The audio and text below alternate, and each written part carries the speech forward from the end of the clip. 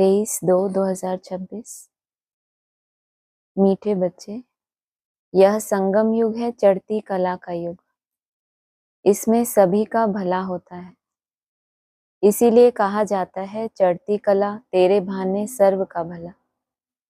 प्रश्न है, बाबा सभी ब्राह्मण बच्चों को बहुत बहुत बधाइयां देते हैं, क्यों? क्योंकि बाबा कहते हैं तुम मेरे बच्चे मनुष्य से देवता बनते हो।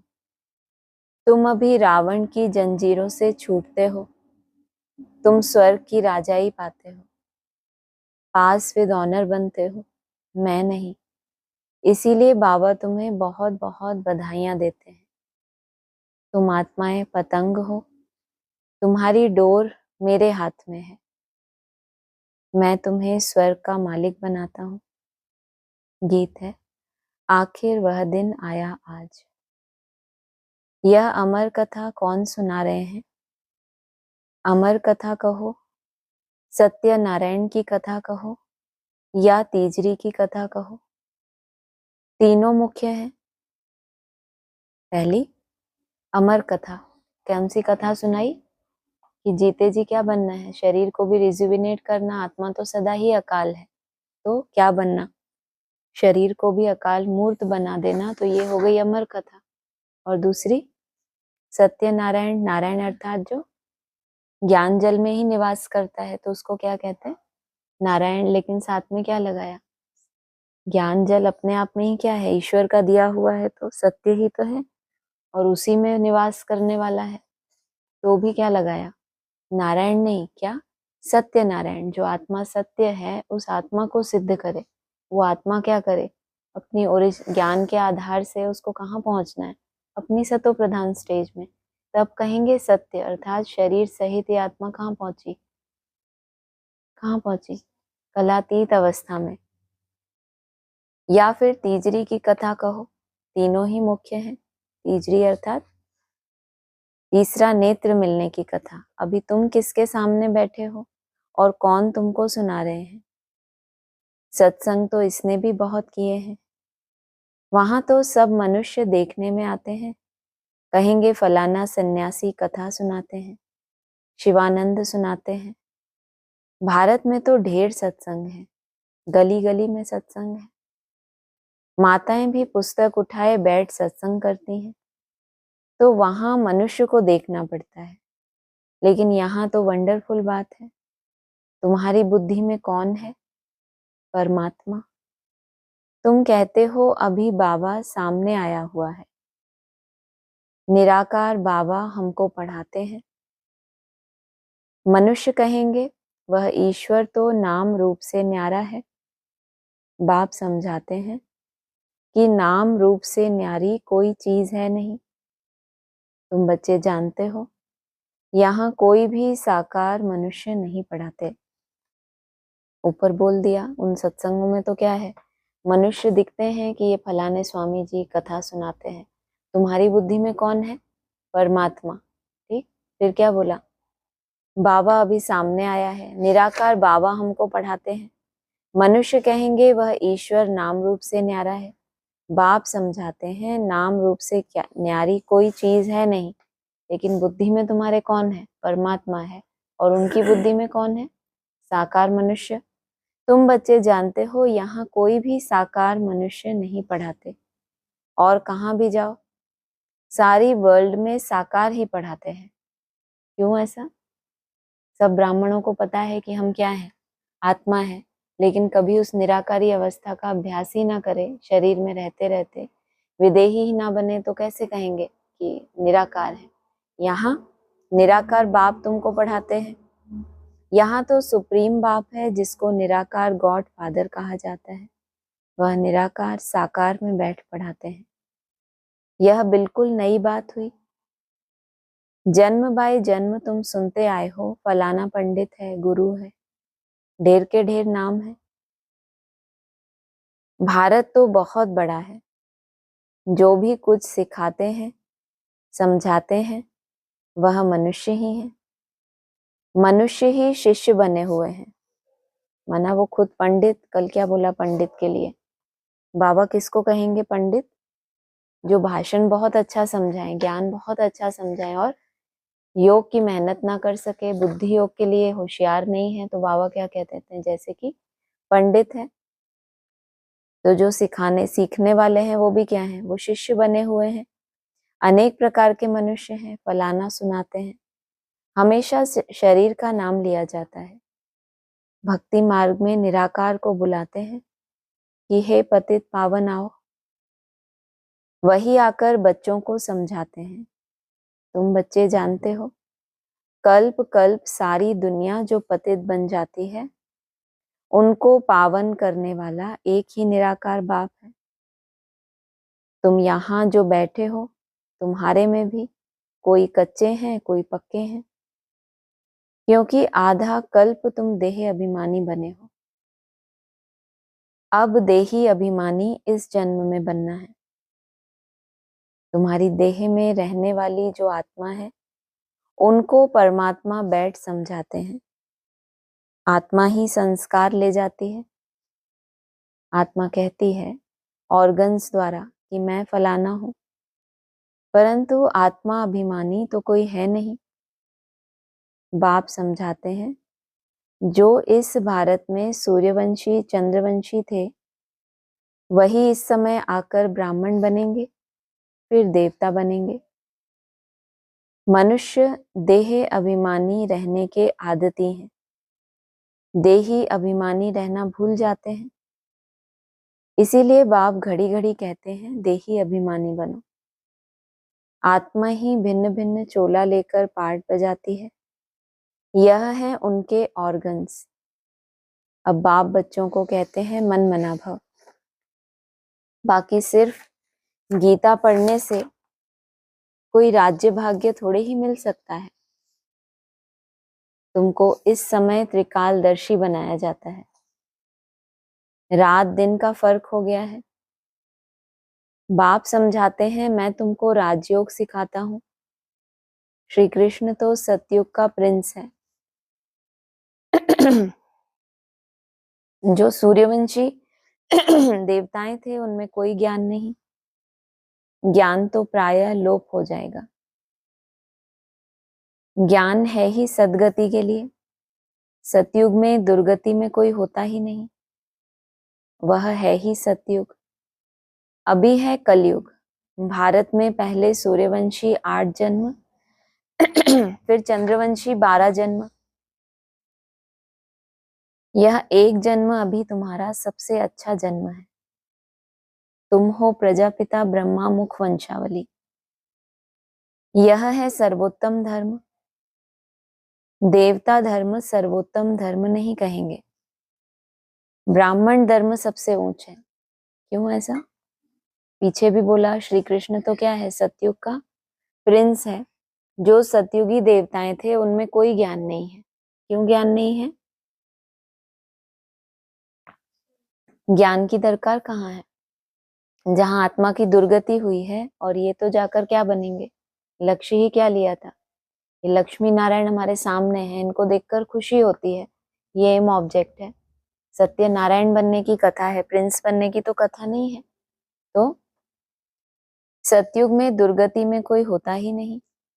अभी तुम्हारा सबसे अच्छा जन्म है। तुम हो प्रजापिता ब्रह्मा मुख वंशावली। यह है सर्वोत्तम धर्म।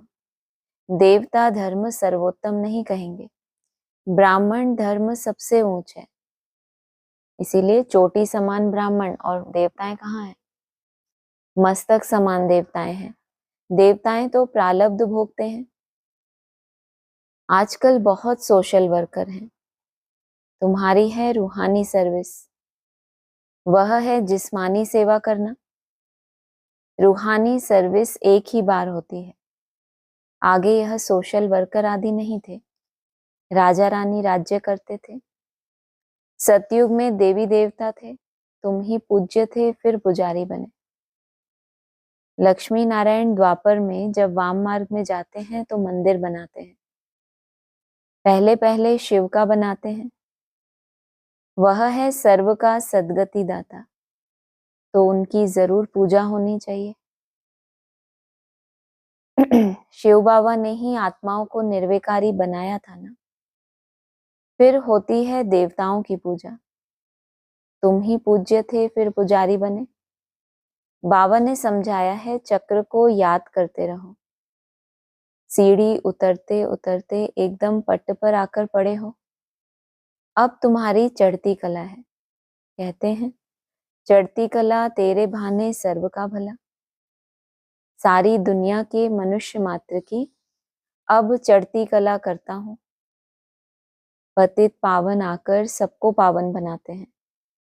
जब सतयुग था तो चढ़ती कला थी और बाकी सब आत्माएं मुक्ति धाम में थी।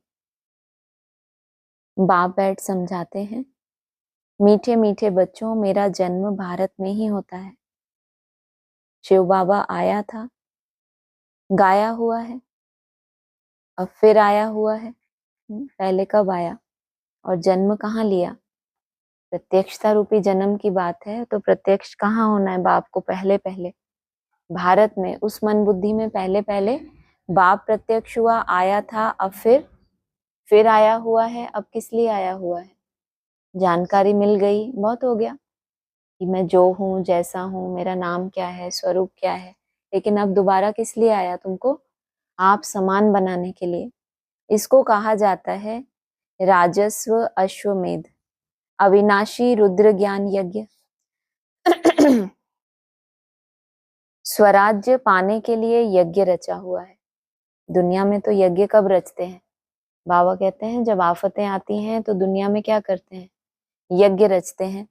और ये यज्ञ बाबा ने किस लिए रचा? स्वराज्य पाने के लिए। इसलिए नाम ही क्या रखा? राजस्व। राजस्व कैसे मिलेगा? जब मन रूपी अश्व को क्या करें? स्वाहा करें। अविनाशी रुद्र ज्ञान यज्ञ, जबकि रुद्र ज्ञान यज्ञ से तो विनाश ज्वाला प्रज्वलित हुई, लेकिन जो आत्माएं उसमें विनाश नहीं हुई, जिनसे सृष्टि की आदि होगी, उनको क्या कहेंगे? अविनाशी बन गई। अमर कथा सुनी उन्होंने। स्वराज्य पाने के लिए यज्ञ रचा हुआ है। विघ्न भी पड़े थे, अब भी पड़ रहे हैं। माताओं पर अत्याचार होते हैं। कहते हैं बाबा हमको यह नगन करते हैं, हमको यह छोड़ते नहीं है, बाबा हमारी रक्षा करो। दिखाते हैं द्रौपदी की रक्षा हुई। अभी तुम 21 जन्म के लिए बेहद के बाप से वर्षा लेने आए हो। याद की यात्रा में रहकर अपने को पवित्र बनाते हो। फिर विकार में गए तो खलास, एकदम गिर पड़ेंगे। इसलिए बाप कहते हैं पवित्र जरूर रहना है। जो कल्प पहले बने थे वही पवित्रता की प्रतिज्ञा करेंगे। फिर कोई पवित्र रह सकते हैं, कोई नहीं रह सकते। मुख्य बात है याद की। याद करेंगे, पवित्र रहेंगे और स्वदर्शन चक्र फिराते रहेंगे तो फिर ऊंच पद पाएंगे। विष्णु के 2 रूप राज्य करते हैं ना, परंतु विष्णु को जो शंख चक्र दे दिया है वह देवताओं को नहीं था, लक्ष्मी नारायण को भी नहीं था। विष्णु तो सूक्ष्म वतन में रहते हैं, उनको चक्र के नॉलेज की दरकार नहीं है। वहां मूवी चलती है। पहले एम ऑब्जेक्ट कहाँ दिखाई? जब शुरुआत हुई ज्ञान की तो फरिश्ता स्वरूप अपना कहाँ देखते थे? ब्रह्मा बाबा का फरिश्ता स्वरूप संदेशियां वतन में देखती थी। उस समय एम ऑब्जेक्ट क्या थी? ये पुराना शरीर छूटेगा और जाकर हम ऐसे प्रकाश स्वरूप में स्थित हो जाएंगे। तो विष्णु का स्वरूप भी कहाँ देखा? सूक्ष्म वतन में। उनको चक्र की नॉलेज की दरकार नहीं। अभी तुम जानते हो हम शांति धाम के रहने वाले हैं, वह है निराकारी दुनिया। अब आत्मा क्या चीज है वह भी मनुष्य मात्र नहीं जानते। कह देते हैं आत्मा सो परमात्मा। आत्मा के लिए कहते हैं एक चमकता हुआ सितारा है जो भ्रुकुटी के बीच रहता है, इन आंखों से देख ना सके। भल कोई कितना भी कोशिश करे, शीशे आदि में बंद करके रखे कि देखें कि आत्मा कैसे निकलती है। कोशिश करते हैं, परंतु किसको भी पता नहीं पड़ता कि आत्मा क्या चीज है और कैसे निकलती है। बाकी इतना कहते हैं आत्मा स्टार मिसल है, लेकिन अगर खोज भी की, उसको बंद कर दिया शीशे में कि देखें आत्मा निकले तो उसका स्वरूप देखने में आए, तो इन आंखों से देखने में आया? आत्मा में शक्ति तो थी, तभी तो क्या हुआ? क्रैक पड़ा, लेकिन आत्मा देखने में तो नहीं आई कि उसका रूप क्या है। दिव्य दृष्टि बिगर उसको देखा नहीं जाता। भक्ति मार्ग में बहुतों को साक्षात्कार होता है। लिखा हुआ है अर्जुन को साक्षात्कार हुआ। ये जो बिंदी बिंदी की कल्पना करते करते जैसी भावना बैठती है तो क्या होता है वैसा साक्षात्कार हो सकता है। लेकिन अगर जब तक दिव्य दृष्टि नहीं बनी या फिर अपवित्र आंखों से पवित्र चीज को देखा नहीं जा सकता, चाहे वो आत्मा हो चाहे परमात्मा हो। लिखा हुआ है अर्जुन को साक्षात्कार हुआ, अखंड ज्योति है।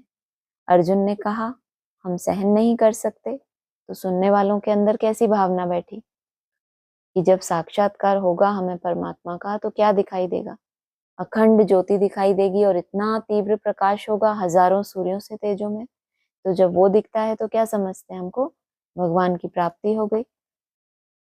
बाप समझाते हैं इतना तेजोमय आदि कुछ है नहीं।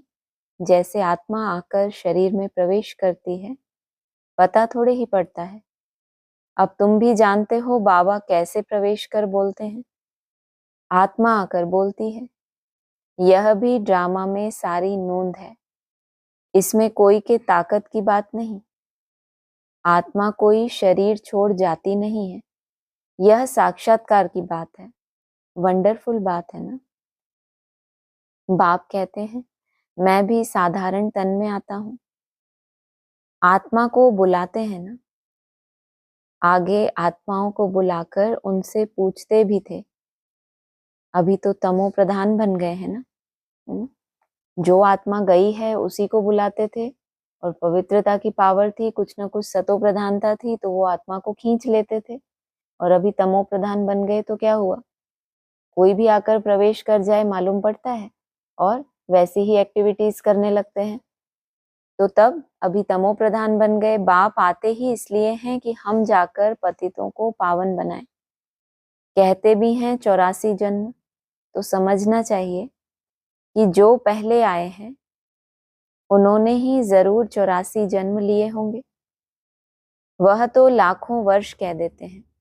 अब बाप समझाते हैं तुमको स्वर्ग में भेजा था, तुमने जाकर राज्य किया था। तुम भारतवासियों को स्वर्ग में भेजा था, राजयोग सिखाया था संगम पर।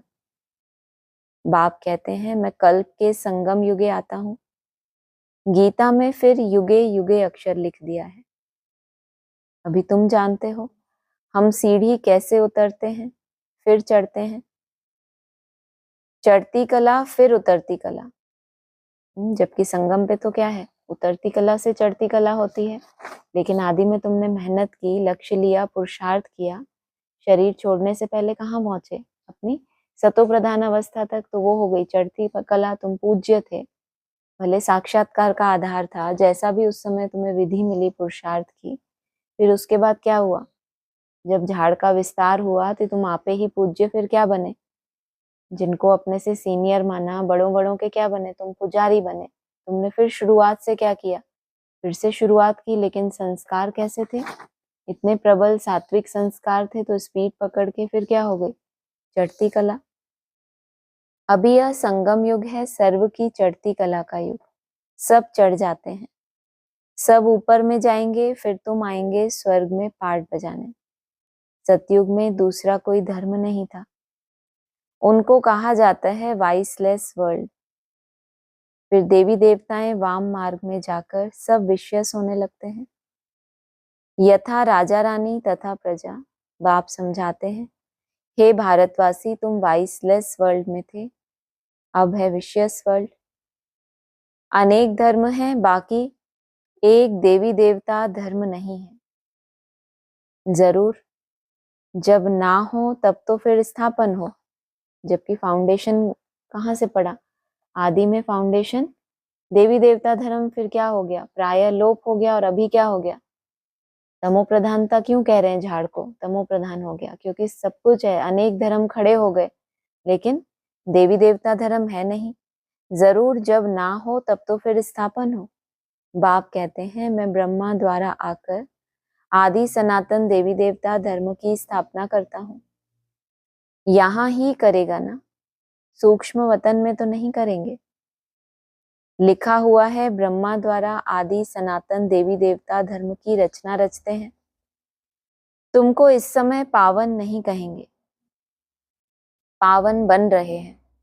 टाइम तो लगता है ना। पतित से पावन कैसे बने यह कोई भी शास्त्रों में नहीं है। वास्तव में महिमा तो एक बाप की है। शास्त्र अर्थात जो शासन करने वाली आत्माएं हैं, किस आधार से? ज्ञान की अथॉरिटी है, बुद्धि में ज्ञान के पॉइंट्स बैठे हैं, उस आधार पे क्या कर रहे हैं? बहुतों के ऊपर शासन कर रहे हैं। उन शास्त्रों में क्या नहीं है? अपने फॉलोअर्स को ऐसा ही क्यों नहीं बना देते?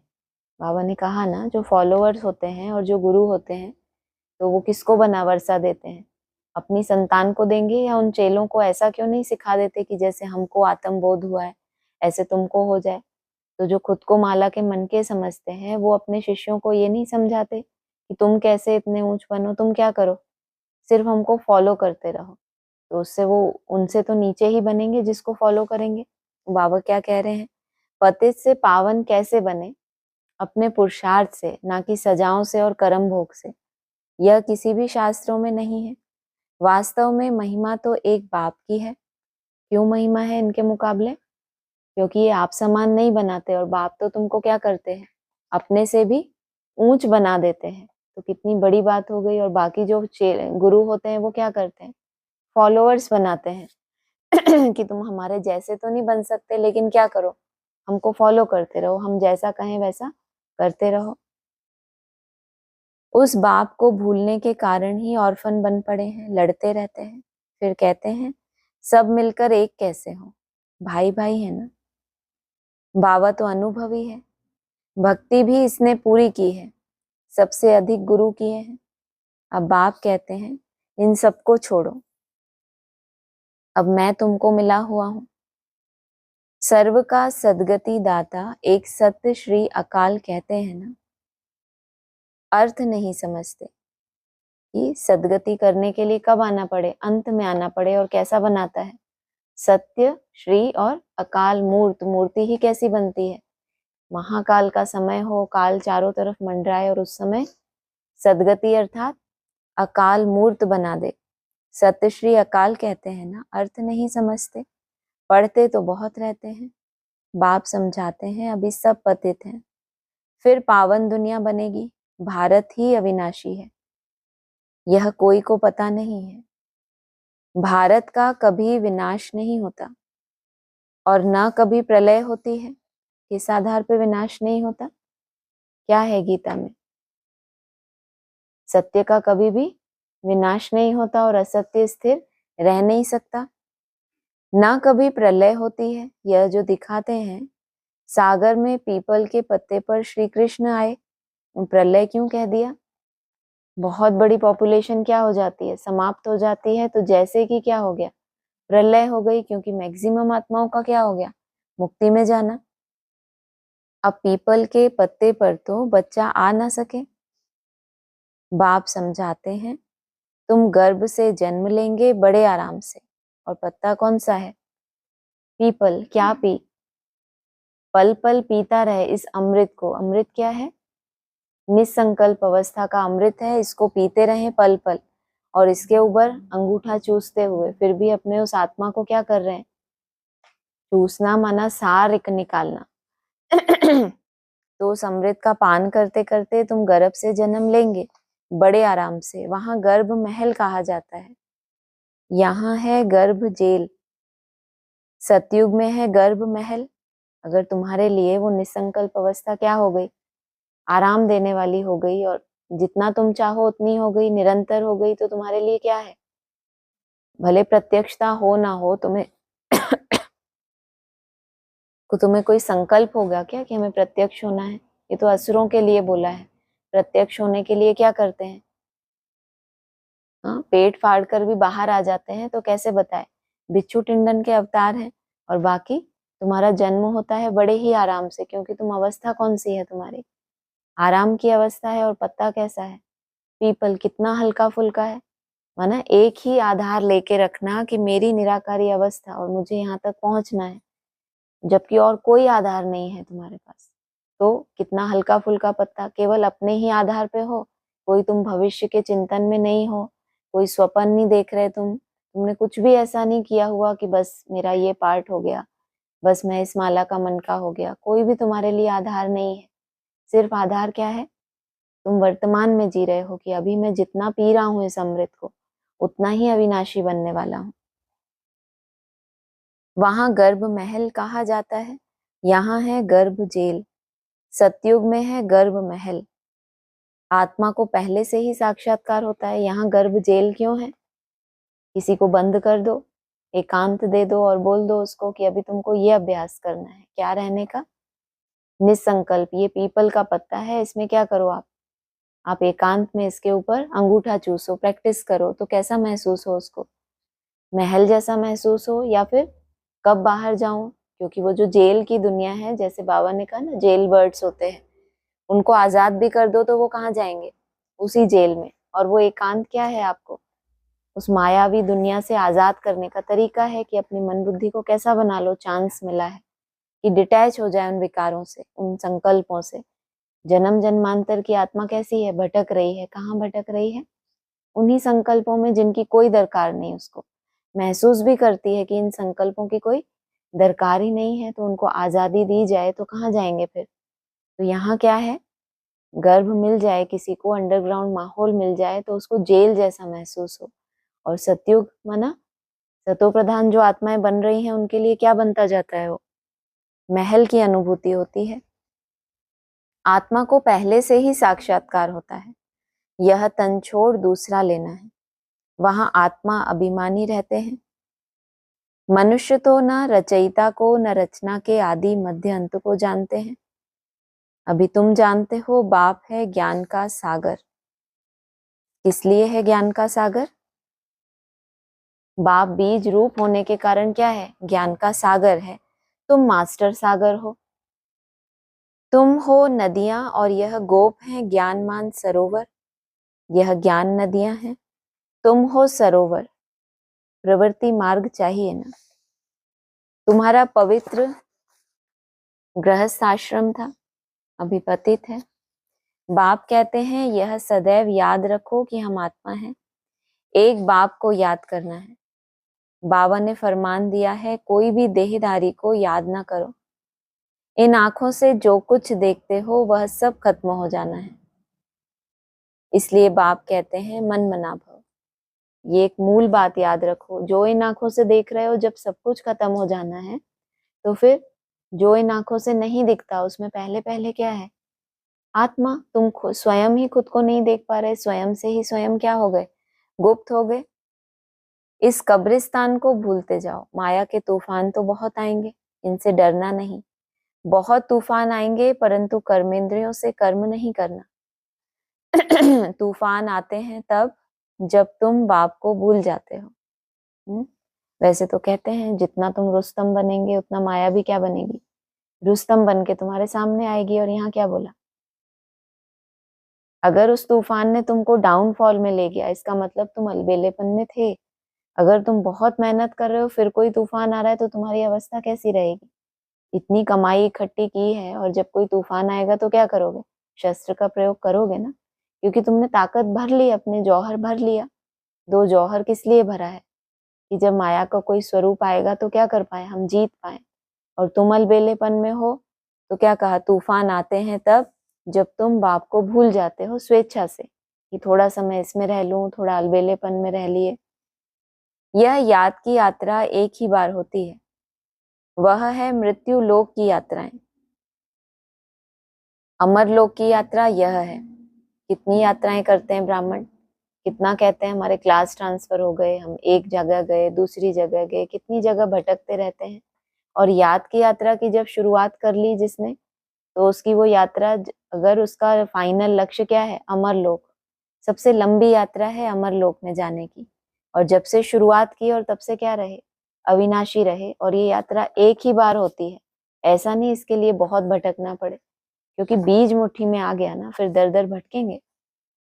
तो अब बाप कहते हैं कोई भी देहधारी को याद ना करो। बच्चे शिव जयंती की कितनी तारें भेजते हैं। बाप कहते हैं तत्त्वम। क्या मतलब? बच्चे शिव जयंती की क्या भेजते हैं बाप को? बधाइयां भेजते हैं, कितनी तारें भेजते हैं। बाबा क्या कहते हैं, तत्वम मना, जैसे शिव की जयंती तुम मनाते हो ऐसे तुम्हारा भी क्या हो, तुम बाप समान बनो तो तुम्हारा भी जन्म हो बाप मिसल। तुम बच्चों को भी बाप बधाइयां देते हैं, वास्तव में तुमको बधाइयां हो। बधाई उसको हो जिसके पास पहले कोई दुख था, जिसने बहुत संघर्ष देखा हो जीवन में, बहुत गरीबी देखी हो, और एकदम से क्या हो जाए, कोई लॉटरी लग जाए, तो सब क्या करते हैं, मित्र संबंधी बधाइयां देते हैं। और जो है ही सदा संपन्न उसको क्या बधाइयां देंगे, क्योंकि मनुष्य से देवता तुम बनते हो। फिर जो पास विद ऑनर होगा उनको जास्ती मार्क्स और अच्छा नंबर मिलेगा। बाप तुमको बधाइयां देते हैं कि अब तुम रावण की जंजीरों से छूटते हो। सभी आत्माएं पतंग हैं, कितना तुमने वैल्यू दी है, एक एक दिन को तुमने वैल्यू दी। तो जब तुम्हारी सुनवाई हो गई तो गीत चला, आखिर वो दिन आया आज। माना एक एक दिन को भी तुमने देखा है कि अभी वो दिन नहीं आया मेरा। जो अपने सालों जिनके ऐसे ही निकल जाते हैं, उनको कोई रिकॉर्ड ही नहीं रखा कि हमने इस मंथ में क्या पुरुषार्थ किया। और तुम्हारे पास किनका रिकॉर्ड है, दिनों का भी रिकॉर्ड है। तो हर दिन महसूस करते हो कि अभी भी रावण ने मुझे क्या किया, पछाड़ा, अभी भी पछाड़ा। जब वो दिन आता है जब तुम कहाँ पहुंच जाते हो, उन जंजीरों से छूटकर बाप की गोद में, तब तुम्हारे मुख से निकलता है आखिर वह दिन आया आज। क्योंकि उससे पहले तुमने कैसे कैसे दिन देखे, हर दिन तुम्हें लगता था कि जीत गया जीत गया, फिर थोड़े समय बाद फिर डाउनफॉल। तो अब तुम्हारे दिल से निकला। बाकी जिन ब्राह्मणों ने 20 50 वर्ष ही ऐसे निकाल दिए, उनके पास सिर्फ वो अनुभव है कि हम ज्ञान में आए तो ये हुआ वो हुआ, वही अनुभव गिने चुने हैं जो हमारे पास इनिशियल। बाकी कायदा क्या कहता है, यात्रा में जितना आगे बढ़ते जाते हैं हर पड़ाव पे क्या होता है, कुछ नवीनता महसूस होनी चाहिए ना। और जब ब्राह्मण बने हैं तब के ही अनुभव बुढ़ापे तक सुना रहे हैं, तो क्या कहेंगे, यात्रा कर रहे हैं या वहीं वहीं घूम रहे हैं एक स्थान पे खड़े होकर। तो क्या कहें, दिनों की गिनती कौन करे, ये गीत कौन गाए कि मेरे लिए आखिर वो दिन आ गया। बाकी इससे पहले जो दिन थे मैं तब भी इंतजार कर रहा था, आखिर मना हर दिन भी क्या सोचता होगा कि अब वो दिन आ गया, अब वो दिन आ गया, लेकिन नहीं आया वो, आखिर आया लास्ट में। तो तुम रावण की जंजीरों से छूटते हो, सभी आत्माएं पतंग हैं, सबकी रस्सी बाप के हाथ में है, वह सबको ले जाएंगे। एक बार बाबा ने संदेश पढ़ा था, उसमें नैया की बात आई थी, 3 तरह की नैया देखी बाबा ने उसमें। संदेशी ने बताया, बाबा ने क्लैरिफिकेशन दिया, कोई कोई नैया कैसी थी, हाँ लहरें बहुत आ रही थी, लेकिन किन्हीं किन्हीं नैयाओं ने क्या किया, अपनी वो किसको दे दी पतवार, बाप को सौंप रखी है। तो वो नैयाएं कितना भी हिलती डुलती हैं लेकिन डूबती नहीं है। कोई नैया तो अभी थोड़ा ही चली और डूब गई। सेकंड कौन सी थी, बार बार डूब रही हैं फिर उबर रही हैं, इनको ये उम्मीद है कि क्या होगा। और कोई कोई नैया एकदम स्थिर, क्यों, क्योंकि क्या है मन बुद्धि में निश्चय बुद्धि बन गई है स्वयं के प्रति कि बाप मेरा साथी है, ये तूफान मेरा कुछ भी बिगाड़ नहीं सकते। और यहाँ बाबा ने किसका मिसाल दिया, पतंग का। पतंग को क्या करना है, नैया और पतंग में अंतर है। नैया में क्या होता है, विषय सागर को पार करना है। अब विषय सागर को पार कर लिया और पतंग तो ऊंची अवस्था में जा रही है, तो विषय सागर तो हो गया पार, नैया सौंप दी भगवान के हाथों तो पार तो पहुंचे। लेकिन यहाँ पार आके भी बहुत बड़ा लक्ष्य मिला कि अब तुमको अमर लोक में जाना है, तुमको ब्रह्मांड का मालिक बनना है। तो अब क्या करना पड़े, पतंग की डोर भी कितनी लंबी होती है, और वो डोर क्या हो जाए, कितनी ऊंची स्टेज में जाती है, जितना उसको क्या करते हैं, जितना ढीला छोड़ते हैं उतना ऊंचा जाता है। लेकिन उड़ाने वाले के ऊपर भी तो मदार है ना, आत्मा रूपी पतंग है। माना ये बुद्धि योगी क्या कर रहे हैं, यात्रा कर रहे हैं ना, मन को क्या दे रहे हैं, सही दिशा दे रहे हैं। मंत्र कहा ही क्यों जाता है, मन प्लस त्र, त्र माना साधन या उपकरण। मन को एक सही दिशा देने के लिए उपकरण है जो हम मंत्र जाप करते हैं। माना ये आपके पास अलग अलग विधियां हैं कि आत्मा कैसे ऊंची से ऊंची स्टेज में जाए। तो उसको क्या करते हो, अपने लक्ष्य को बढ़ाना, माना क्या करना, और उसको थोड़ा ढील देना कि और आप ऊपर जा सकते हो। एक फिक्स उस हाइट पे उड़ रही है वो नहीं, लेकिन उसको जितना देंगे लूज करेंगे तो क्या होगा, माना अपनी जटिलता को समाप्त करना, अपने संस्कारों को क्या करना, उसके ऊपर मेहनत करना, ताकि ये पतंग क्या हो, डोर इसकी ढीली छोड़ें तो ये और ऊंची स्टेज में जाए। सबकी रस्सी बाप के हाथ में है, फिर सब पतंग एक जैसी क्यों नहीं उड़ जाती? ये जो अभी बात बताई, अपनी अपनी जटिलता और अपना अपना एक जो सर्वस्व समर्पण है कि डोरी बाप को दे दी, अब वो जैसे चलाए, लेकिन अपने हिसाब से नहीं। नहीं तो क्या होगा? पतंग का भी एक्सीडेंट होता है ना। होना तो नहीं चाहिए, इतनी ऊंची स्टेज में, लेकिन वहां भी क्या है, बहुत सी पतंगें उड़ रही हैं, बहुत सी अव्यक्त आत्माएं हैं। किसी ने भी प्रवेश कर लिया अपने तरह की, उड़ रही थी वो, अपने हिसाब से उड़ रही थी, जैसी जहां की हवा थी, लेकिन वो वैसी चली जा रही थी। बाप के हाथ में नहीं सौंपी हुई थी, श्रीमत पे नहीं थी, तो कोई दूसरी पतंग आके क्या कर सकती है?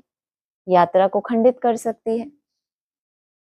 तो कहा, सबकी रस्सी बाप के हाथ में है, वह सबको ले जाएंगे, सर्व के सद्गति दाता है, परंतु तुम स्वर्ग की राजाई पाने के लिए पुरुषार्थ कर रहे हो। बाप को सबको ले जाना है, सबकी डोरी उसके हाथ में, वो अलग बात, लेकिन तुम स्वर्ग की राजाई पाने के लिए पुरुषार्थ कर रहे हो। अच्छा, मीठे मीठे सिकिलदे बच्चों प्रति माता पिता बाप दादा का याद प्यार गुड मॉर्निंग। रूहानी बाप की रूहानी बच्चों को नमस्ते, रूहानी बच्चों की रूहानी बाप दादा को नमस्ते। धारणा के लिए सार है, पास विद ऑनर होने के लिए एक बाप को याद करना है, किसी भी देहधारी को नहीं। इन आंखों से जो दिखाई देता है उसे देखते भी नहीं देखना। ये पढ़ाई तो पहले भी पढ़ते हैं, शुरुआत से ही पढ़ते आए हैं कि इन आंखों से जो दिखता है उसको देखते हुए भी नहीं देखना है। अभी नवीनता क्या ऐड हो गई? क्या नवीनता ऐड हो गई? जो इन आंखों से नहीं दिखता उसको देखने की कोशिश करना। तो ये क्या हो गया? क्या नहीं दिखता इन आंखों से? आत्मा नहीं दिखती ना, लेकिन दिन रात उसी को देखने की प्रैक्टिस करना। जो कड़े संस्कार हैं, जो अपनी कमियां हैं, जो ऐसे नहीं दिखती प्रत्यक्ष रूप में, बहुत साइलेंस में टिकते हैं, तब जाके वो कुछ ना कुछ पता चलता है कि अभी यहाँ ये कचरा है। तो पहले तो इतना पढ़ाई की आपने कि इन आंखों से जो दिखता है उसको क्या करो?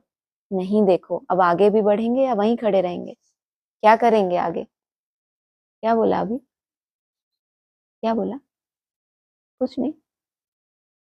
अब इन आंखों से जो नहीं दिखता उसको दिन रात उसमें टिकने की कोशिश, सिर्फ देखने की नहीं कि भक्ति मार्ग की तरह बस हमने कोई एक कल्पना कर ली। हम वो बनने की कोशिश कर रहे हैं जो हमें दिख भी नहीं रहा, हमारा स्वरूप, उसी में टिकना चाहते हैं। अगला है, हम अमर लोक की यात्रा पर जा रहे हैं, इसलिए मृत्यु लोक का कुछ भी याद न रहे। इन कर्मेंद्रियों से कोई भी विकर्म ना हो, यह ध्यान रखना है। अभी यात्रा शुरू नहीं की, अभी यात्रा पर जा रहे हैं। अभी उससे पहले की कंडीशन है ये कि पुराना सब भूलना। वरदान है अपने शिक्षा स्वरूप द्वारा शिक्षा देने वाले, शिक्षा संपन्न योग्य शिक्षक भव। योग्य शिक्षक उसे कहा जाता है जो अपने शिक्षा स्वरूप द्वारा शिक्षा दे। उनका स्वरूप ही शिक्षा संपन्न होगा। उनका देखना चलना भी किसको शिक्षा देगा? जैसे साकार रूप में कदम कदम हर कर्म शिक्षक के रूप में प्रैक्टिकल में देखा, जिसको दूसरे शब्दों में चरित्र कहते हैं। सिर्फ देखना किसी का, और किसी का सिर्फ चलना, जबकि चलना और देखना तो कितनी हद की चीजें हैं। तो इसी से ही क्या दे देना दूसरों को? शिक्षा दे देना। क्योंकि जो नहीं दिख रहा आप उसको देख रहे हो ना, तो आपका देखना कैसा हो गया? निराला हो गया। जैसे दुनिया चलती है वैसे आप देह भान में नहीं चल रहे। आप कैसे चल रहे हो? आत्मा बनकर चल रहे हो। तो आपका चलना, आपका देखना कैसा हो जाएगा? किसी को वाणी द्वारा शिक्षा देना तो कॉमन बात है, लेकिन सभी अनुभव चाहते हैं, तो अपने श्रेष्ठ कर्म श्रेष्ठ संकल्प की शक्ति से अनुभव कराओ। स्लोगन है, संकल्पों की सिद्धि प्राप्त करने के लिए आत्म शक्ति की उड़ान भरते चलो। पतंग आ गई ना। संकल्प बहुत श्रेष्ठ है, बाप के दिए हुए संकल्प हैं, इतने ऊंचे ऊंचे लक्ष्य हैं। अब उन संकल्पों को सिद्ध करने के लिए क्या करो? अपनी आत्मा में जो शक्ति भर रहे हैं, वो शक्ति किस लिए भर रहे हैं?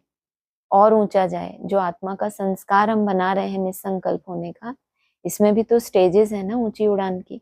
हमारे हिसाब से हमारी ऊंची उड़ान का जो भी एक टारगेट हो, तो वो कैसे होगा? जब आत्मा शक्तिशाली हो, उसको ये कॉन्फिडेंस आ जाए कि ये उड़ान तो मेरे लिए क्या हो गई, सहज। एक दो बार करते हैं तो थोड़ी मुश्किल होगी, लेकिन जब कॉन्फिडेंस बढ़ने लगता है तो जैसे क्या हो गया, पहले तो सिर्फ संकल्प में था कि कभी इतना भी हमारा पुरुषार्थ होगा, कभी 8 घंटे तक हम पहुंचेंगे, 12 घंटे तक पहुंचेंगे। संकल्प ही तो था, लेकिन उसको सिद्ध होने लगा ना अभी।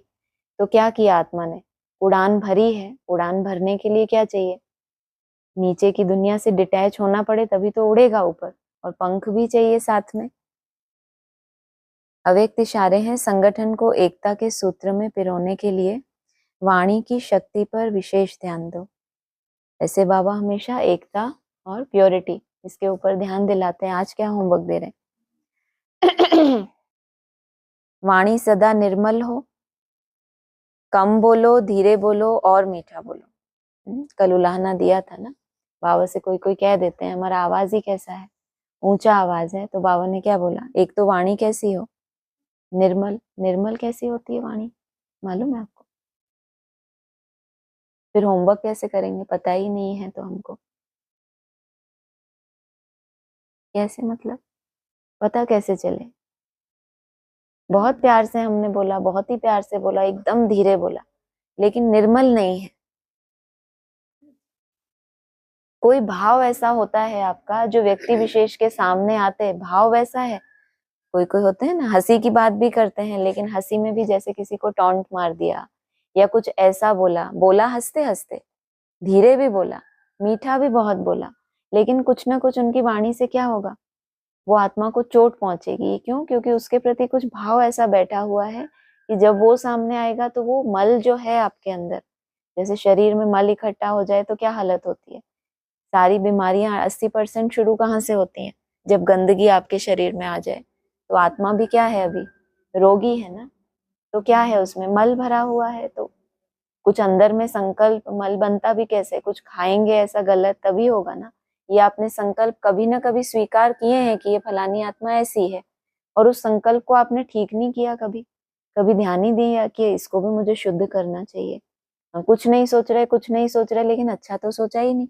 तो वो जो कभी ना कभी आपने गलत धारण किया था वो तो पड़ा ही है ना अंदर, वो कैसे मिटेगा? तो इसलिए कहा निर्मल, सम्मानजनक बोल ही बोलो। जिसके प्रति निर्मल नहीं है तो क्या होगा? उसका अपमान आएगा ना बुद्धि में, और उसका अपमान होगा तो खुशी भी बहुत होगी। तो किस क्या है उसके प्रति? कुछ ना कुछ मैल है। अभी तक साधारण बोल ज्यादा है। बाबा को साधारण भी अच्छे नहीं लग रहे। देखो मैल माटी भी नहीं है, लेकिन साधारण बोल है। जैसे लौकिक दुनिया में साधारण बोल बोलते हैं, लौकिक दुनिया के लिए ये जो अशुद्ध, हमारे हिसाब से जो अशुद्ध है, उनके लिए नॉर्मल बातें हैं। टॉन्ट मारना, एक दो की टांग खींचना, इंसल्ट करना, ये उनके लिए क्या है? ये साधारण दुनिया में ऐसे बोल चलते रहते हैं। लेकिन बाबा को क्या दिख रहा है? साधारण बोल ज्यादा है। अलौकिक बोल हो, फरिश्ते के बोल हो, हर बोल मधुर मधुर हो। अभी इस बात पर अंडरलाइन करो तो प्रत्यक्षता होगी। कितना प्रत्यक्षता के लिए रोज क्या देते हैं? टारगेट देते हैं, ऐसा करो तो प्रत्यक्षता होगी। आज का होमवर्क हम ये वाणी के ऊपर कर लेंगे, बस हो गई प्रत्यक्षता। बोलना है किसी को ऑनलाइन? हाँ जी बोलिए। ओम शांति। ओम शांति। हाँ जी।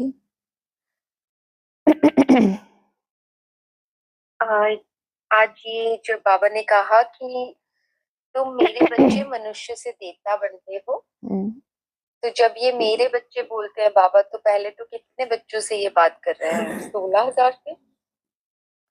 भारत में तो कितने देवताएं गाए हुए हैं वैसे। लेकिन देवता बनने की भी कैटेगरी है ना। पास विद ऑनर, जो जास्ती नंबर लेगा, अच्छी मार्क्स लेंगे तो उनको फिर वैसा पद मिलता है। तो इसमें भी नंबर वार है। कोई तो कलातीत स्टेज तक जाते हैं। तभी सत्यनारायण की कथा बोला, जबकि नर से नारायण बनने का लक्ष्य है।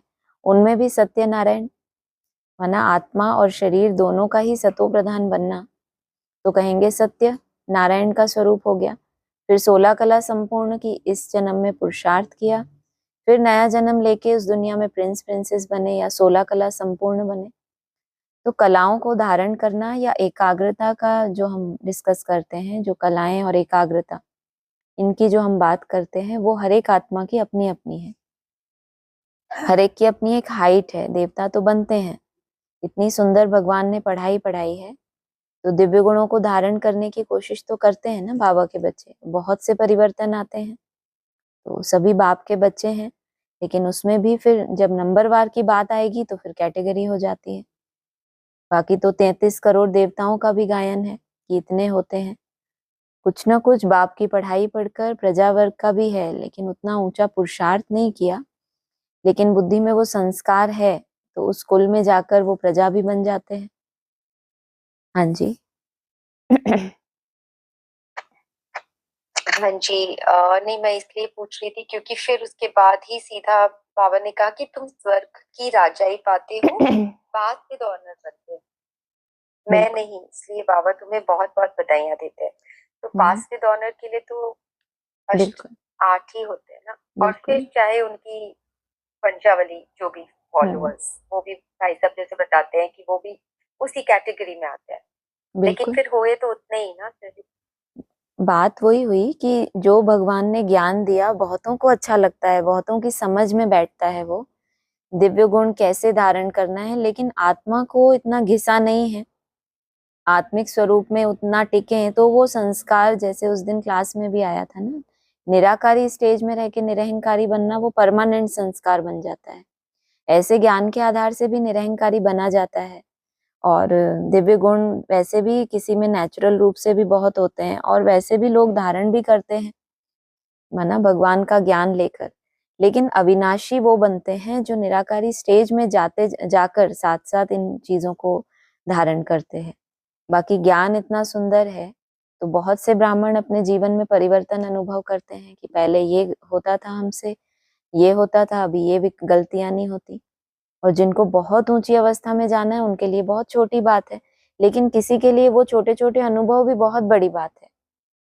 और किसी के लिए तो केवल ज्ञान में किस तरीके से आना, कैसे भगवान की मदद मिली, कैसे बंधन टूट गए, वो पूरा जीवन उसी की महिमा करते रहते हैं कि हमको ये मिला।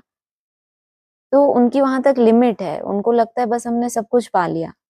अगर हमारे बंधन खलास हो गए, हम ऐसे ऐसे ज्ञान में चले, लेकिन जब तक यात्रा चल रही है तब तक पड़ाव तो आते ही हैं उसमें। बाबा ने कहा ही है जितना आगे बढ़ेंगे उतना क्या होगा, तूफान भी आते रहेंगे, तो तूफान तुम्हें सिखाने के लिए ही तो आ रहे हैं। तो ऐसा हो नहीं सकता कि अनुभवी ना बने, अनुभवी आत्मा कहा ही उसको जाता है जिसने लंबे समय की यात्रा की हो, बहुत अप डाउन देखा हो और उससे उसने सीखा हो, उसको कहा जाता है अनुभवी। लेकिन जिन ब्राह्मणों को देखो अपने बस पुराने अनुभव हैं कुछ, कभी ऐसा कोई विजन आ गया, कभी बाबा सामने आके खड़ा हो गया, कहते हैं ना ये चेहरा दिखाई दिया, बाबा नहीं बोला, ये दिखाई देता है, वो दिखाई देता है, इनसे कोई प्राप्ति नहीं होती, लेकिन वो उसी में संतुष्ट है। तो ये तो अपनी अपनी प्यास है, जिसको जितनी प्यास है उनको उतना ही मिलता है। हाँ जी। हाँ जी, हाँ जी। और फिर आगे जैसे जैसे बाबा कहते हैं ना कि मनुष्य आत्मा अपना ही शत्रु है, अपना ही मित्र है, हाँ वो जी। वाला पॉइंट जो आता है कि बाबा कोई कृपा आशीर्वाद नहीं करते, बिल्कुल लेकिन जो है मतलब आत्माएं अपने हिसाब से अपने ऊपर जितना काम करती हैं, तीव्र पुरुषार्थ उस हिसाब से बनती जाती है। लेकिन फिर कहा कि तुम आत्माएं पतंग हो, तुम्हारी डोर मेरे हाथ में। हम्म। ऐसा क्यों कहा? डोर उसके हाथ में तब कहें जब उसकी ही श्रीमत पे उड़ने की कोशिश कर रहे हैं, वरना डोर दूसरों के हाथ में नहीं सौंपी हुई। जैसे होता है कि बहुतों का आधार लिया हुआ है, कल भी हमने पॉइंट्स पढ़े थे, तो उसमें आएगा कोई भी देहदारी का अगर आधार है तो तुम चंद्रवंश में चले जाएंगे, लेकिन तुम्हारी मन बुद्धि की डोर तुमने बाप के साथ जुड़ी हुई है, कोई दूसरा माध्यम नहीं है, तो वो जैसा जैसा तुम्हें बताता जाता है उस आधार पे तुम आगे बढ़ रहे हो। याद की यात्रा से सब संकल्पों की विधि और सिद्धि होगी, लेकिन तुम्हारी विधि यथार्थ होगी तो सिद्धि होगी। विधि यथार्थ है ही बाप के द्वारा दी हुई, और देहधारी भी अपने तरह से आत्माओं को उड़ाते हैं, सोल प्रवेश करके भी उड़ाती हैं, लेकिन वो कोई यथार्थ तो नहीं है। वो डोर तो उन आत्माओं के हाथ में है जो प्रवेश है, जब तक प्रवेश है तब तक उड़ती रहेंगी, फिर वापस नीचे। हाँ जी। जी जी। अ, लेकिन कुछ आत्माएं जो दूसरों को उड़ाती हैं, समझो किसी को अच्छा ही उससे उड़ा रही हैं, अच्छा ही हो रहा है, तो हाँ, फिर उनको फॉलो कर सकते हैं ना। क्यों नहीं, बाबा ने कहा है कि जो अनन्य बच्चे हैं उनको भी फॉलो करना चाहिए, लेकिन बात वही है बुद्धि योग की। कल भी जैसे अव्यक्त वाणी में बार बार बोला, किसी की विशेषता है, किसी के अच्छे गुण हैं, उसी में सूक्ष्म लगाव हो गया, या अपनी किसी विशेषता में सूक्ष्म लगाव हो गया, तो फिर उड़ नहीं सकेंगे, क्योंकि बंध गए कहीं ना कहीं। फरिश्ता अर्थात डिटैच, वो कहीं बंध नहीं सकता। लेकिन अगर किसी दूसरे के सूक्ष्म लगाव हो गया, उसकी विशेषता के कारण, इसके कारण हम आगे बढ़े, इसने हमें आगे बढ़ाया, तो वो जो मूल है वो छूट गया, वो नहीं होना चाहिए। रिगार्ड सबको देना है, सबसे गुण उठाना है, लेकिन यात्रा फिर भी हर एक की पर्सनल है। कोई दूसरे को, एक दो को कोई उड़ा नहीं सकता। बाबा ने कहा ना, कोई भी शास्त्र हैं, शासन करने वाले हैं, उनके बहुत से अनुयायी हो सकते हैं, लेकिन कोई किसी को पावन बना दे, ये नहीं हो सकता। वो केवल एक बाप का ही काम है। हाँ जी। हाँ जी, हाँ जी। और फिर जो आपने बताया कि जो संदेश में आया था नैया का, कि बाबा जो नैया पार लगा देंगे, तो उसमें कैटेगरीज बताई नैया की। तो एक था कि जिसमें निश्चय तो है, तो निश्चय है इसीलिए नैया स्थिर है, होनी चाहिए। बट फिर दूसरी एक कैटेगरी ऐसी भी है ना कि तूफान से फिर हिलती डुलती तो है ही है। तो ये दो कैटेगरीज एक हो सकती है ना, कि निश्चय तो है पर हिलती डुलती भी तो है, स्थिर नहीं है ऑलवेज। लेकिन एक समय ऐसा भी तो आएगा ना, अगर पुरुषार्थ सही कर रहे हैं, स्वयं के प्रति निश्चय बुद्धि बनने का भी तो कोई आधार है। जो बात अभी स्वयं के प्रति निश्चय बुद्धि नहीं बनने दे रही, जो संस्कार नहीं बनने दे रहा, या जो पुरुषार्थ की कमी हमको वैसा निश्चय नहीं आने दे रही स्वयं में, जब वो हटेगी, आगे बढ़ेंगे, यात्रा करेंगे, तो वो हो जाएगा। तो बाबा ने उस समय कैटेगरी बताई थी कि एक नैया ऐसी है जो थोड़ा सा ही चल के डूब गई, और दूसरी बहुत हिलोरें खा रही है, कभी डूब रही है, कभी उभर रही है, लेकिन फाइनल लक्ष्य तो वही है कि जिन नैयाओं ने अपना बुद्धि रूपी डोर बाप के हाथ में दे दी पतवार, वो एकदम अडिग होकर चलती हैं। हाँ जी। हाँ जी, मतलब निश्चय है तो कभी ना कभी तो स्थिर हो ही जाएंगे। सिर्फ निश्चय नहीं, यही साथ में फिर यात्रा भी चाहिए, पुरुषार्थ भी चाहिए। क्या कमियां हैं उनके ऊपर काम करना, और फिर अपनी यात्रा का लक्ष्य ऊंचा रखना। पार करने के लिए आगे तो बढ़ना पड़े, भले जिस भी विधि से आप अपने अलबेलेपन को खत्म कर सकते हैं, उस विधि को लाना, अपने त्याग को बढ़ाना, ये सब तो चीजें और मदद करती हैं आगे बढ़ने के लिए। बाकी समय अनुसार तो होना ही है, वो फिर समय की बलिहारी हो गई। हाँ जी। हाँ जी। तो जैसे आज ये दो शब्द आए कि पतंग और नैया, तो यहाँ क्वेश्चन है कि इन दोनों में डिफरेंस क्या है? जैसे नैया है वो पार लगाने का काम करती है विषय सागर से। जैसे हम ज्ञान में आते हैं तो कहते हैं ना, बाबा तुमको विषय सागर से क्षीर सागर में ले जाता हूँ। माना वो तो चलो क्रॉस कर लिया, जैसे तैसे पहुंच गए, लेकिन उसके बाद फिर अमरलोक की यात्रा कितनी लंबी है। आत्मा, जो आत्मा को ऊपर ऊंची स्टेज में उड़ाना, शरीर से डिटैच कर देना, तो कितनी मेहनत चाहिए उसमें, निसंकल्प होने की मेहनत करना। पहले तो चलो भगवान के प्रति इतना निश्चय हो गया, ज्ञान के ऊपर इतना निश्चय हो गया, तो निश्चय बुद्धि होकर विषय सागर से पार हो गए, विषय विकारों को जैसे तैसे करके त्याग दिया। लेकिन 5 विकारों को छोड़ने के बाद भी, जो सीढ़ी के चित्र में त्रेता युग की सीढ़ी है, उसके बाद भी तो यात्रा होती है। त्रेता युग की सीढ़ी पर पहुंचते हैं तो 5 विकार नहीं होते वहां पर, लेकिन उसके बाद भी उतनी ही यात्रा है जितनी पहले द्वापर कलयुग में थी, समय के हिसाब से।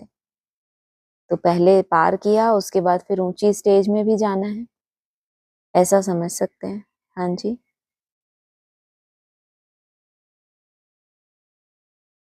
और कुछ?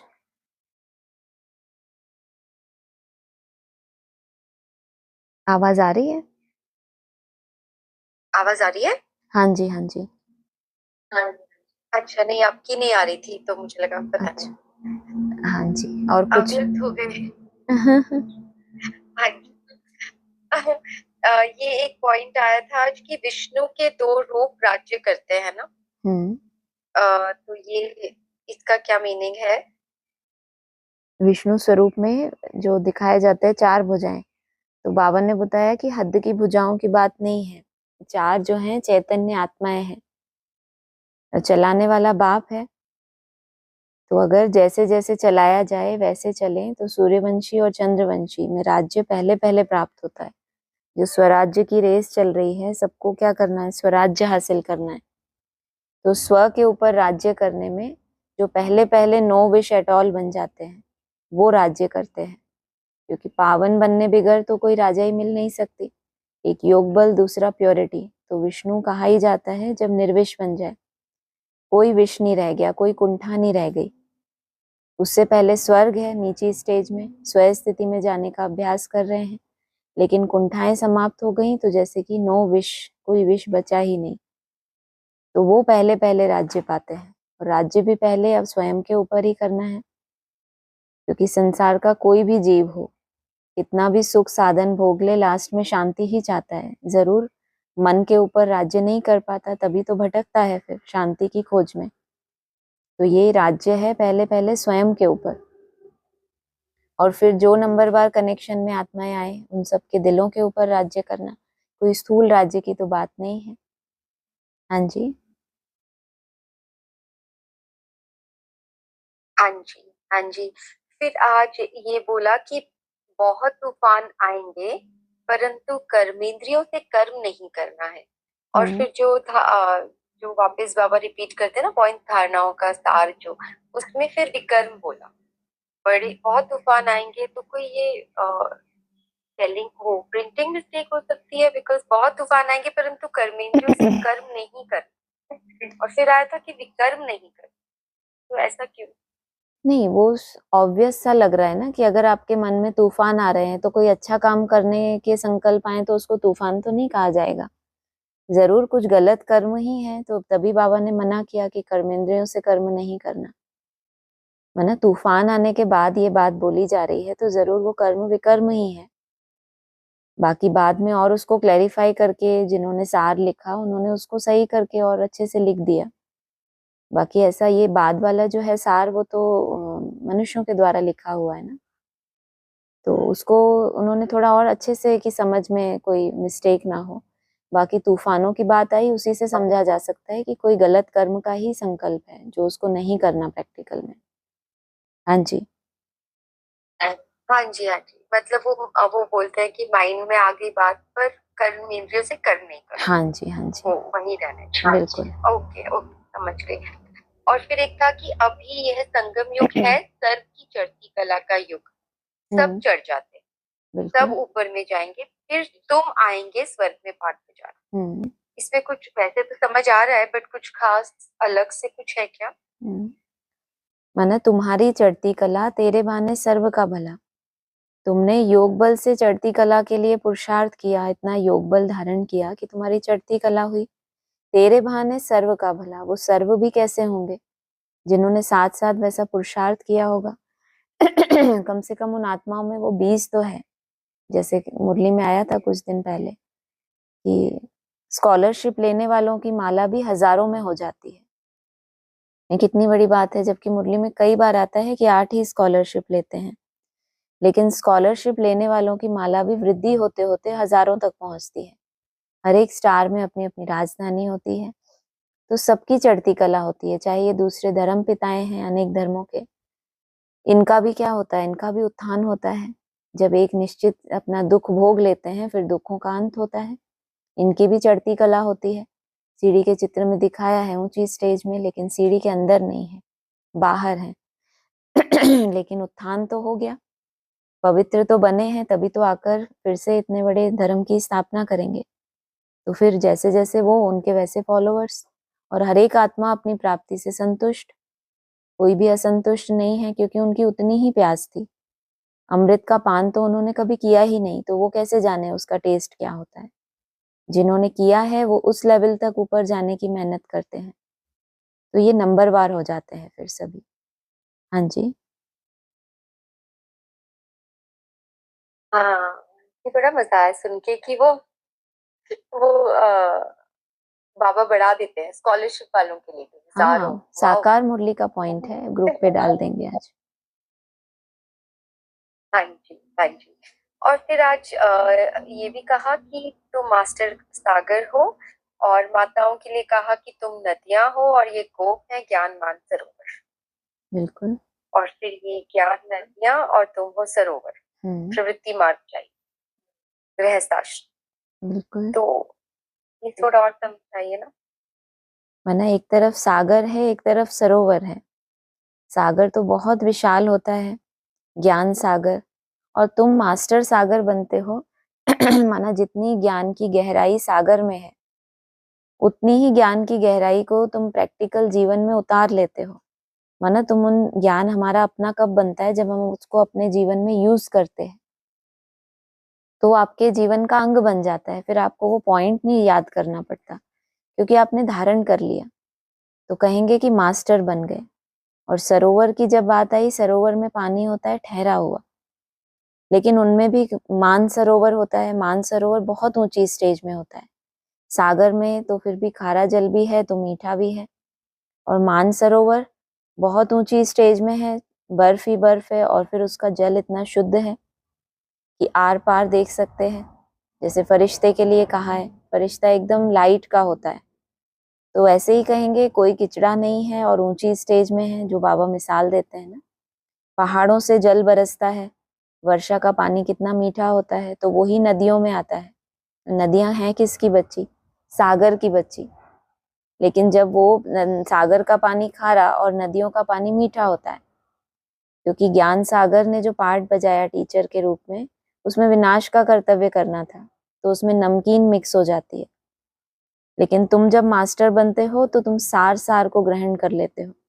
गहराई तुम्हारे में भी उतनी ही है जितनी बाप में है, लेकिन अंतर यह है कि मीठा जल है और ऊंची स्टेज पे है, और जिसमें कोई किचड़ा नहीं है।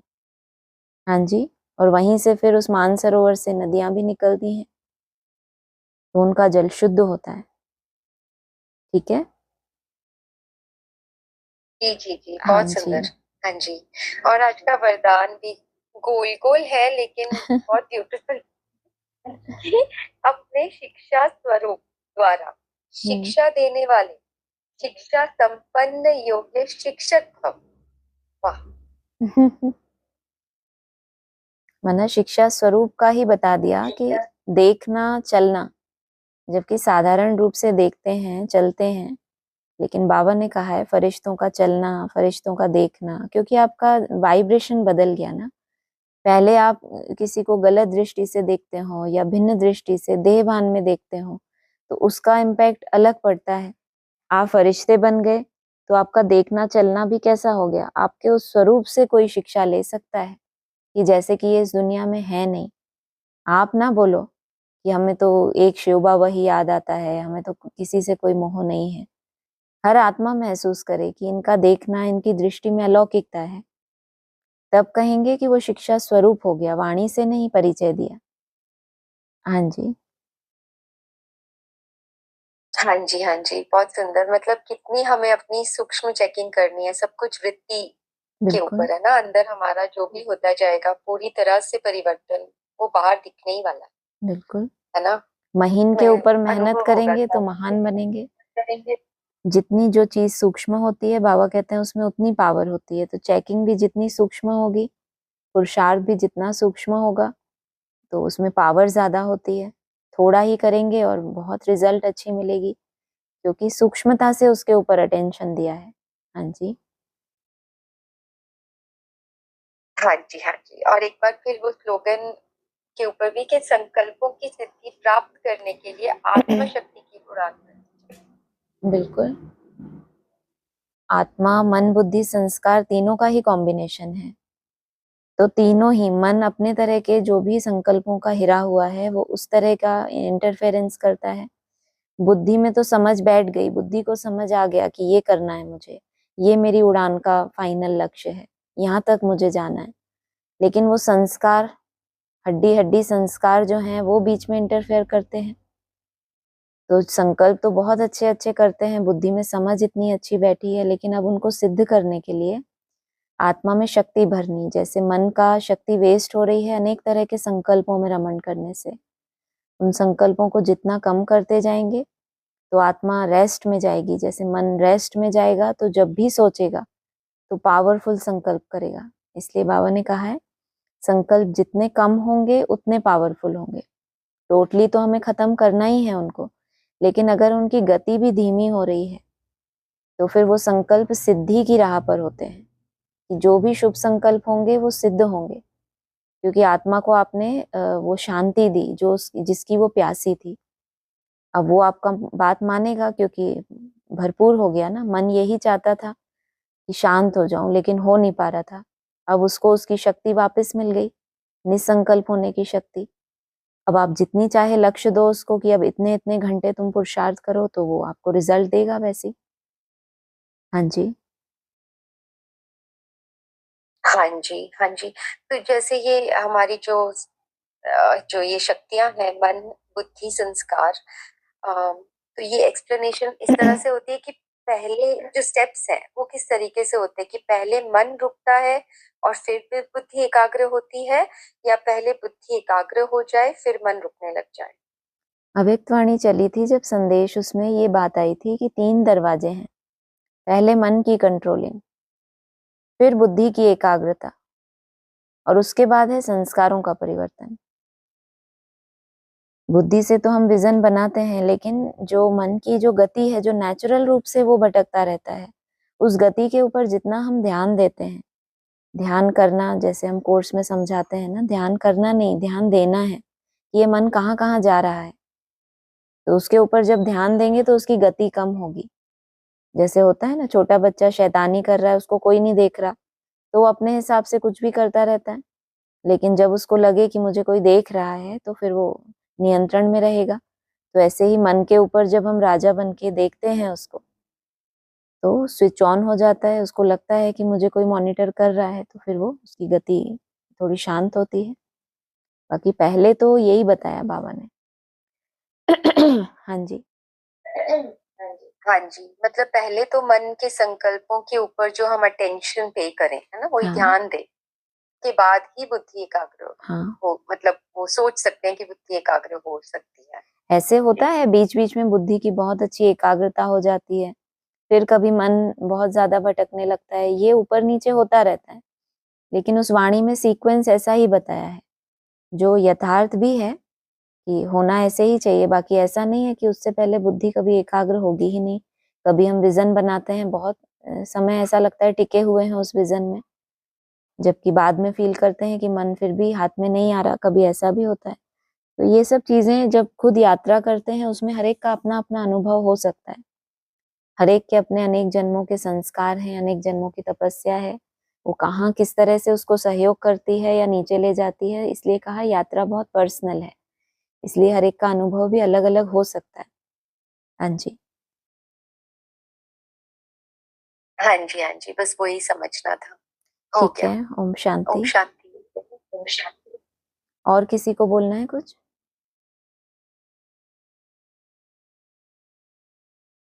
ठीक है, ओम शांति।